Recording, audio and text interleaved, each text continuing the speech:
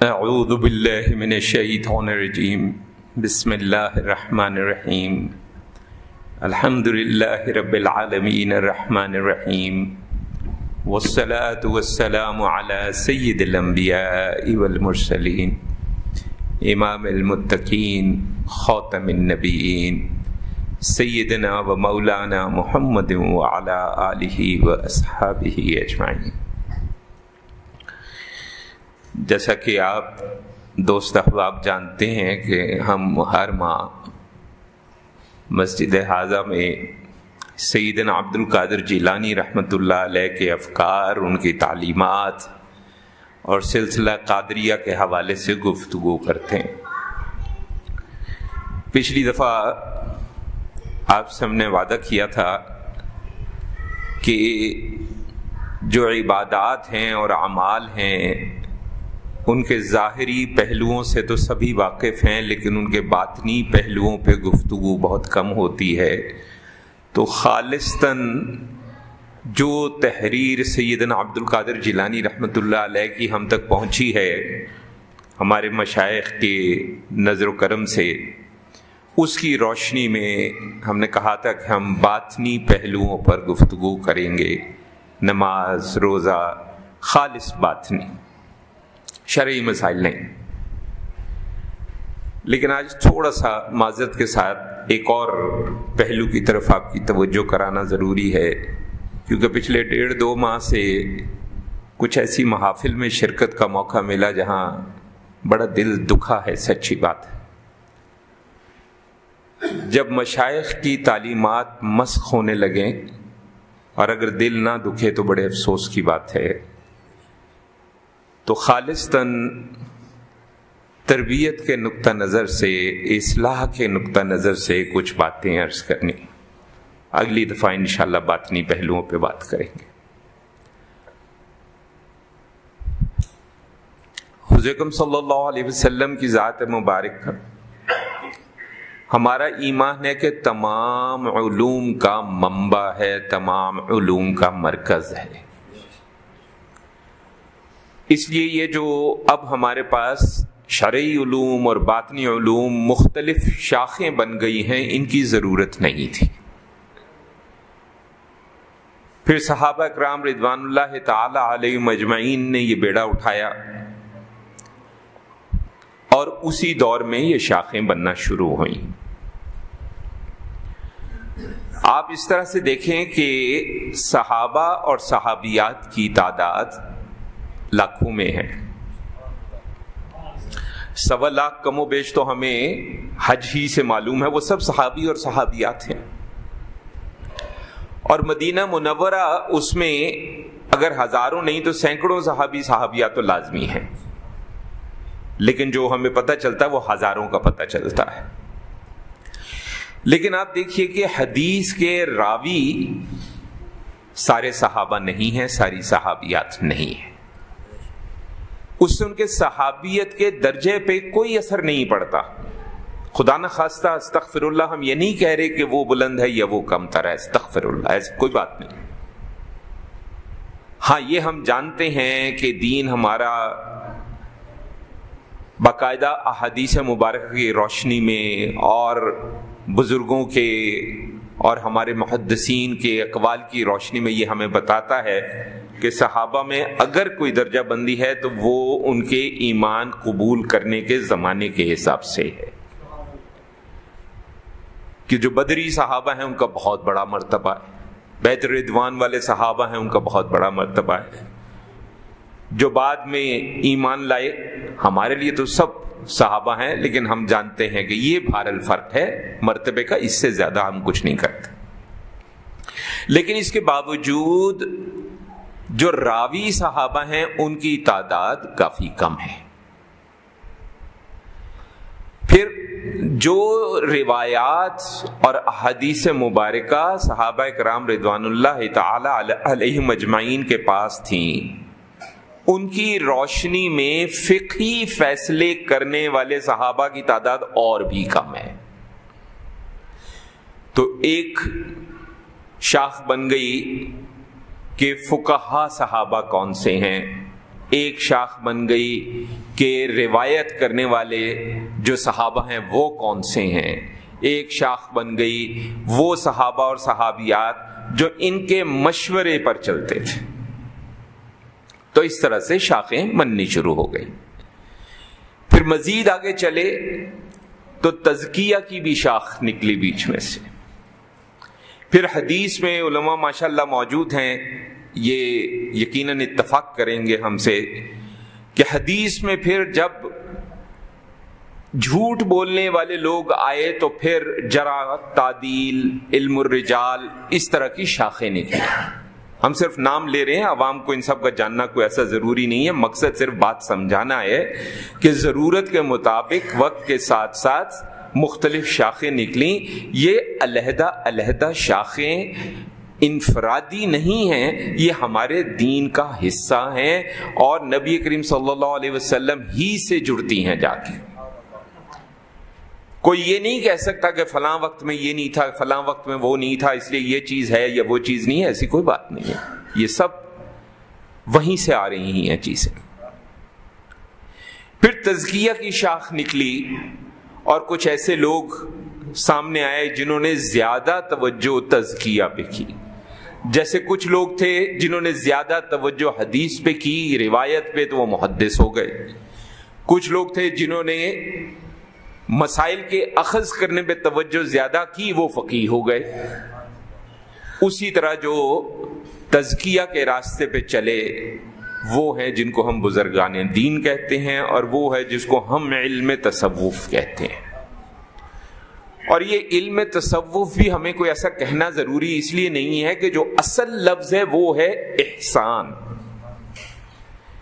اسلام، ایمان، احسان، مسلمین، مؤمنین، محسنین. تو یہ ایک نام پڑ گیا تصوف کہ یہ وہ لوگ ہیں جو احسان کے درجے پہ پہنچنے کے لیے کوشش کرتے ہیں.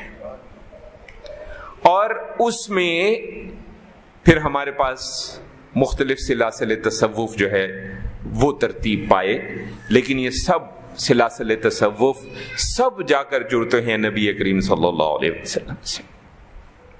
وہ کسی نے بڑا خوبصورت ایک فارسی شعر کہا ہے، منسوب رومی سے ہے رحمت اللہ علیہ واللہ عالم. مفہوم اس کا یہ مطلب بنتا ہے کہ یہ جو لشکر ہے یہ ایک ہی ہے، ان میں خیمے جدا جدا ہیں. تو قادری خیمہ ہے، چشتیوں کا خیمہ ہے، نقشبندیوں کا خیمہ ہے، تیجانی ہے. یہ ایک ہمارے ہاں مشہور ہے کہ جی 4 سلسلے نہیں ہیں، یہ کوئی 313 سے بھی زیادہ سلاسل ہیں. 14 تو خانوادیں ہیں جس میں سے پھر سلاسل نکلے ہیں 40 کی قریب. پھر ان 40 سے سینکڑوں سلاسل جو ہیں وہ شاخیں نکلی ہیں مختلف بزرگان دین کے مزاج کے مطابق اور ان کے تربیت کے انداز کے مطابق. کوئی مزاج میں بہت سخت ہے، کوئی مزاج میں بہت نرم ہے. جیسے مثال کے طور پہ مخدوم جہانیہ جہاں گشت رحمت اللہ علیہ، وہ مزاج میں اتنے سخت ہیں کہ وہ کہتے ہیں مستحبات بھی چھڑوا دوں گا میں، صرف فرائض اور واجبات، مستحبات سے بھی اپنے مریدوں کو دور رکھوں گا میں. مجدد الفسانی ہے رحمت اللہ علیہ، وہ بھی مزاج کے سخت ہیں، وہ کہتے ہیں بدعات حسنہ کا بھی انکار کروں گا اور ان کو رد کروں گا میں. لیکن چشتی مشائخ بھی ہیں، وہ کہتے ہیں بھائی مستحبات بھی ہم کریں گے، مباحات بھی کریں گے، بہت نرم ہے مزاج میں. اب ہمارا مسئلہ یہ ہو گیا کہ ہم نے اب آ کر، پہلے نہیں ہوا ایسا کبھی. میرے شیخ رحمت اللہ علیہ تو یہ کہا کرتے تھے کہ پیر تو کوئی بھی بن جائے گا، پیر کامل اس وقت ہوگا جب اس کو تمام سلاسل سے فیض حاصل ہوگا. تو ہم تو تمام سلاسل کا ادب احترام کرنے میں یقین رکھتے ہیں، تمام بزرگان دین کا ادب احترام کرنے میں یقین رکھتے ہیں. ہاں، ہمارے حق میں ہمارا پیر سب سے بلند ہے. یہ اپنے حق کی بات ہو رہی ہے، اس پہ بحث مباحثہ نہیں ہے. لیکن ہوا یہ کہ جس طرح باقی تمام شعبوں میں دنیا کے بھی بگاڑ پیدا ہوا اسی طرح دین کے شعبوں میں بھی بگاڑ پیدا ہوا ہے، اور ابھی بہت زیادہ پیدا ہو گیا ہے۔ بڑے بڑے اعلیٰ پائے کے علماء بھی موجود ہیں الحمدللہ، لیکن علماء میں ایسے بھی لوگ موجود ہیں کہ انسان ان کی بات سن کے اپنا منہ چھپائے۔ بڑے بڑے اعلیٰ پائے کے محققین موجود ہیں جن کی گفتگو جو ہے دل کو منور کرتی ہے، لیکن ایسے بھی محققین موجود ہیں جن کی گفتگو دیکھ کے بندہ کہتا ہے یار اس کو کیا ہو گیا۔ یہ قدرتی بات ہے، اسی لیے حدیث مبارکہ سے ثابت ہے، اس پہ بھی ہمیں امید ہے کہ ہمارے علماء حضرات جو موجود ہیں اتفاق کریں گے، جس کا مفہوم کچھ یوں ہے کہ سب سے افضل زمانہ جو ہے وہ میرا ہے، اور اس کے بعد والا، اور اس کے بعد والا۔ اسی وجہ سے امت میں محققین نے دو ادوار بنائے، ایک سلف ایک خلف۔ سلف پہلی 3 صدیوں کے لوگ ہیں اور وہ اس حدیث کی بنیاد پر، اور خلف جو سلف کی تعلیمات کے مطابق بعد میں اپنی زندگیوں کو سنوارتے ہیں۔ لیکن اسی طرح ہم جو اہل تصوف ہیں، دیکھیں افسوس اور دکھ ہے، ہم میں بھی بہرحال بگاڑ آیا ہے، اس سے انکار نہیں کیا جا سکتا۔ بڑے بڑے اعلیٰ پائے کے بزرگان دین آج بھی موجود ہیں جن کے فیوز و برکات سے ہزاروں لاکھوں لوگ جو ہیں وہ استفادہ کر رہے ہیں، لیکن بہت سے ایسے بھی لوگ ہیں جن کی سندیں تو متصل ہیں، لیکن ان کی تعلیمات ایسی ہیں کہ دل کو افسوس ہوتا ہے، دل کو دکھ ہوتا ہے۔ ایسی بہت سی آپ کی نظر سے بھی چیزیں گزرتی ہوں گی جن کی وجہ سے لوگ اہل تصوف پہ انگلی اٹھاتے ہیں کہ یہ تو ایسے ہی ہوتے ہیں، استغفر اللہ۔ ایسے بھی آپ کو لوگ ملیں گے استغفر اللہ استغفر اللہ، جو مرید کی نمازیں معاف کر دیتے ہیں، استغفر اللہ۔ ہم کیسے مان لیں کہ وہ اہل تصوف ہے؟ لیکن مسئلہ یہ کہ نام تو جڑا ہوا ہے، نام تو کسی گدی کا بھی جڑا ہوا ہے وہاں پہ، نام کسی سلسلے کا بھی جڑا ہوا ہے، نام متصل سند کا بھی جڑا ہوا ہے۔ کیا کرے انسان؟ پھر جب یہ بگاڑ پیدا ہوا تو بہت سے اہل تصوف بھی دنیا داری میں پڑ گئے۔ مقصد تھا تزکیہ، کیونکہ یہ جو علم تصوف ہے اس کی تو بنیاد ہی تزکیہ ہے، اور تزکیہ کی بنیاد ادب اور محبت ہے۔ شریعت کی پابندی تو کرنی ہے، وہ تو اس سے تو پیچھے ہٹا جا ہی نہیں سکتا۔ جو شریعت کی پابندی سے ہٹا تو قرآن مجید میں تو ایسی ایسی باتیں لکھی ہیں کہ حدیث تک بھی جانے کی ضرورت نہیں پیش آتی۔ قرآن میں ہی لکھا ہوا ہے کہ جہنم میں جب فلاں لوگوں سے پوچھا جائے گا کہ بھی تم جہنم میں کیوں پہنچے، تو کہیں گے ہم نماز نہیں پڑھتے تھے۔ آیت موجود ہے، احادیث میں موجود ہے، جس نے جانتے بوجھتے نماز ترک کی اس نے کفر کیا، موجود ہے۔ تو اب مسئلہ سارا یہ ہو گیا کہ اس کی وجہ سے ایک تو یہ مسئلہ ہوا کہ بگاڑ پیدا ہوا، اس بگاڑ میں دنیا داری اس طرح سے آئی کہ تاریخ تصوف، تاریخ اسلام اٹھا کے دیکھ لیں، سلاطین بزرگوں کے دروازوں پہ ہاتھ باندھے کھڑے ہوتے تھے۔ بہت سے بزرگوں نے ان کو بالکل ٹھیک ہے ان کے سروں پہ ہاتھ رکھا، اس میں کوئی شک نہیں ہے، لیکن سروں پہ ہاتھ بزرگوں کا تھا، بزرگوں کے سروں پہ ہاتھ ان دنیاوی تاجداروں کا نہیں تھا۔ آج نہ جانے کیوں ہم یہ بات بھول گئے، کبھی سیاست کے نام پہ، کبھی کسی نام پہ، کبھی کسی نام پہ متصل سندوں والے لوگ ایسے لوگوں کے ہاتھ تلے جا کر بیٹھ گئے ہیں کہ جو مکمل طور پہ دنیا دار ہیں، جن کو ان کے بزرگوں کی طرح ان کے در پہ آنا چاہیے تھا، یہاں حساب الٹا ہو گیا، یہ ان کے در پہ جا کر بیٹھ گئے، اور عوام بیچاری نادانی میں اور اپنی معصومیت میں اور متصل سند کی وجہ سے یہ فلاں کی اولاد ہے، یہ فلاں سے سلسلہ آ رہا ہے، یہ فلاں خان کا ہے، یہ فلاں یہ ہے، وہ بیچاری ان کے پیچھے پیچھے۔ یہ تو اہل تصوف کا وتیرہ کبھی تھا ہی نہیں، اور جو سخت تھے وہ تو ایسے سخت تھے کہ ابو اسحاق چشتی شامی رحمۃ اللہ علیہ جو خانوادہ چشتیاں کے بانی ہیں، کچھ لوگوں کا خیال ہے کہ شاید معین الدین چشتی ہیں رحمۃ اللہ علیہ، ایسا نہیں ہے۔ معین الدین چشتی رحمۃ اللہ علیہ تو بہت بعد میں تشریف لائے۔ معین الدین چشتی رحمۃ اللہ علیہ بانی ہیں خانوادہ چشتیاں کے ہندوستان میں، لیکن جو خانوادہ شروع ہوتا ہے وہ ابو اسحاق چشتی شامی رحمۃ اللہ علیہ سے شروع ہوتا ہے۔ وہ بہت سخت تھے، وہ تو کسی سلطان سے ملنے کی بھی روادار نہیں تھے۔ تو دونوں طرح کے لوگ ہیں، ایسی بات نہیں۔ اور وہ تو اتنے سخت خلاف تھے کہ ایک دفعہ ایک مشکل کی وجہ سے سلطان کو 2-3 دفعہ آنا پڑا، تو تیسری دفعہ دیکھا تو اس کو دیکھ کے دھاڑے مار کے رونے لگ گئے۔ سلطان نے خود پوچھا تھا تو وہ خلیفہ، اب ہم چونکہ اس کو خلیفہ نہیں مانتے اس لیے میں سلطان عرض کر رہا ہوں، ورنہ تھا تو وہ خلیفہ ہی۔ آپ کو پتہ بنو عباس اور بنو امیہ اور بنو عثمان سب لفظ خلیفہ ہی استعمال کرتے تھے، آج بھی کرتے ہیں۔ تو آپ نے کہا مجھ سے بہت بڑا گناہ ہو گیا ہے جو آج تیسرا دن ہے تیری شکل دیکھنے کو نظر آ رہی۔ ایسے سخت بھی موجود تھے۔ عام انسان آئے تو اٹھ کے گلے ملنا ہے، سلطان آئے تو اسے کہنا ہے تیری شکل دیکھتا ہوں تو مجھے لگتا ہے کہ مجھ سے کوئی گناہ ہوا اس لیے 3 دفعہ تیری شکل دیکھنے کو ملے گی۔ لیکن ایسے بھی تھے جنہوں نے سلطان کے دربار میں ان کے سر پہ ہاتھ رکھا، ان کو رہنمائی کی، لیکن ان کی رہنمائی کی، ان کے قدموں میں نہیں جا کے بیٹھ گئے استغفر اللہ۔ اب آج جو تکلیف ہمیں ہو رہی ہے پچھلے 1.5-2 ماہ سے، وہ اس لیے ہو رہی ہے ہم ایسے کچھ سجادہ نشینوں سے ملے، اللہ تعالیٰ ان کو ہدایت دے، جن سے اگر گفتگو کریں تو بات ان کی صرف یہ ہے میں یہاں گیا، میں وہاں گیا، میں نے یہ کر دیا، میں نے وہ کر دیا، میں نے یہاں ایسے کیا، میں نے وہاں کیا، تو اس نے یہ کیا، تو اس نے وہ کیا۔ بھائی ہمیں اس سے کیا کہ آپ نے کیا کیا؟ آپ کے در پہ اگر مخلوق کو اللہ نے بھیجا ہے تو آپ کو اس کی اصلاح کرنی ہے، یا آپ کو یہ بتانا ہے کہ میرے پاس تو فلاں بھی آتا ہے اور فلاں بھی آتا ہے اور فلاں بھی آتا ہے، کہ جی میرے پاس تو وہ فلاں آیا تھا دم کرانے کے لیے؟ آیا ہوگا بھائی،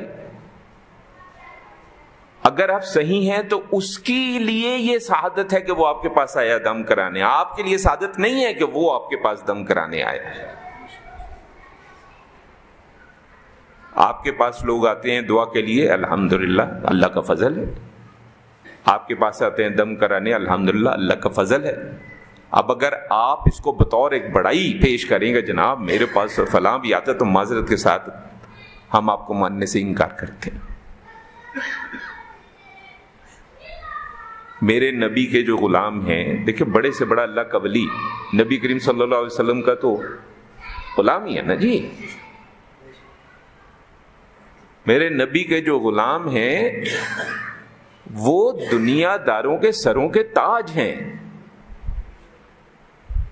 وہ ان کے قدموں میں بیٹھنے کے لیے نہیں ہیں، ان کی ہاں میں ہاں ملانے کے لیے نہیں ہیں۔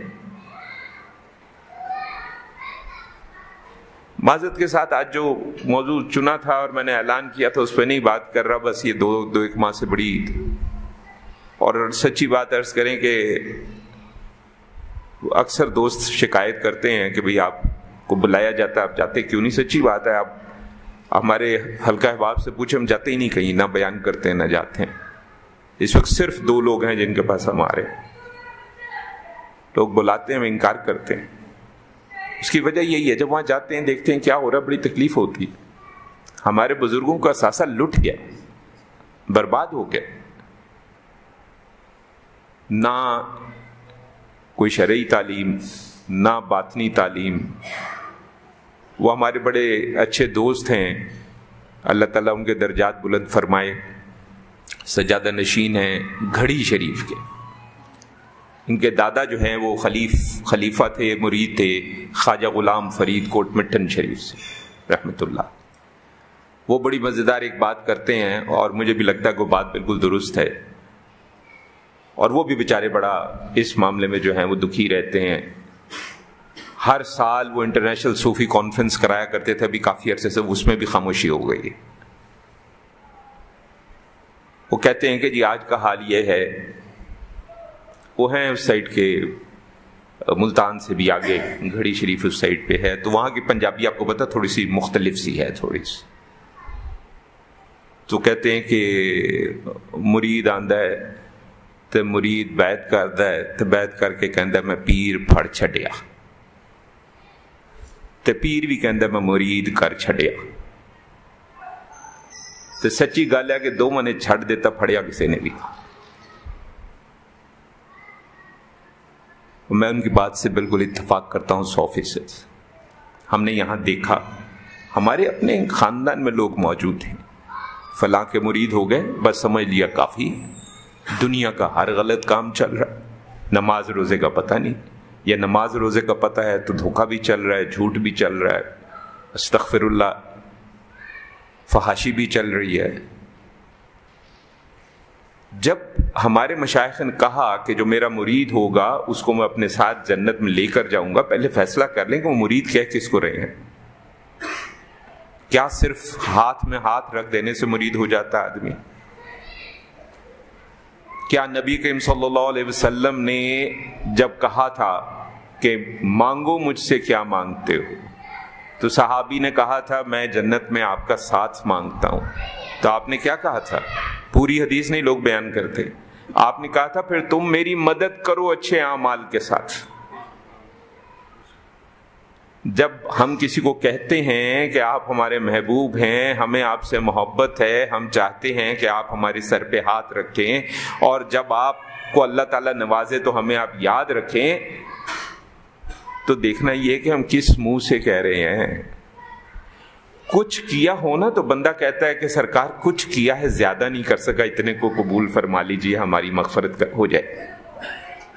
کرنا ہی اگر کچھ نہیں ہے تو پھر تو وہ نہ بھولیں کہ نوح علیہ السلام سے اللہ نے کہا تھا، قرآن میں موجود ہے یہ بات، کہ تیری آل کو بچائیں گے، لیکن بیٹے کو نہیں بچایا تھا۔